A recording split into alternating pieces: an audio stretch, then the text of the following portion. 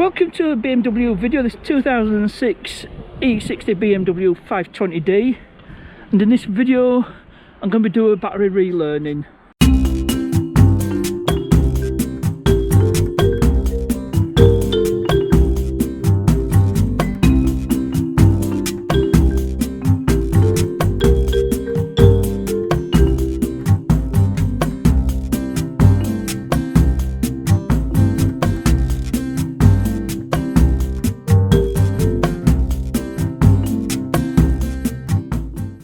So, story with this car is it failed an MOT, it was parked up and the battery was taken off for recharge, so basically the car's forgotten its battery and needs to do a battery relearn. So I've got my trusty top-down scan tool, so I'll plug it in, get it all set up and see if we can do a battery relearn. So this has got interesting. It's now a no crank. I can't even release the steering lock.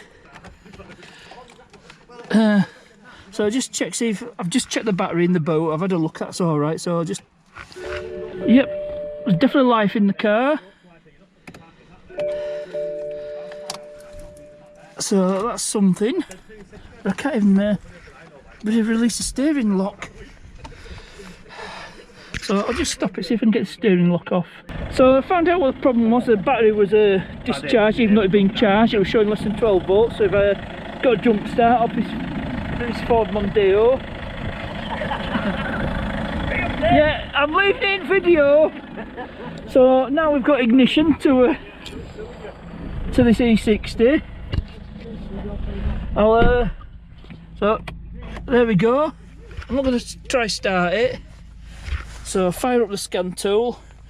I'll give it a scan. I'll do that off camera.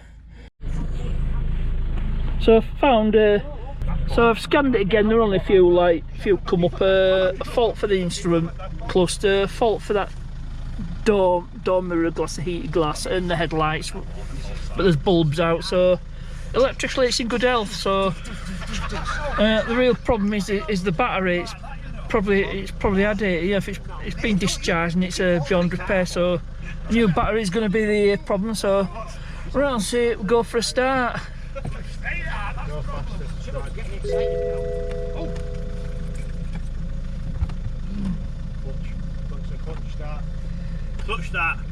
Clutch start, Dave.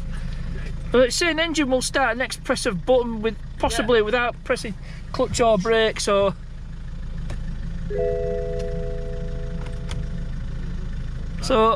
no, we now have a non-start.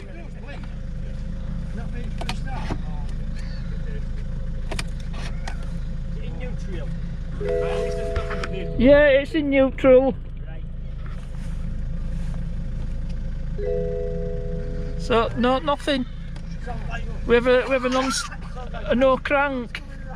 So we've basically come to conclusion that the battery is absolutely toast. So and it's his fault. Yeah, it's his fault. Well, we're not going there anyway. So we're gonna get that sorted out. Get a brand new battery on it. About just over 100 quid on Euro car parts. So I'm going to end this video here.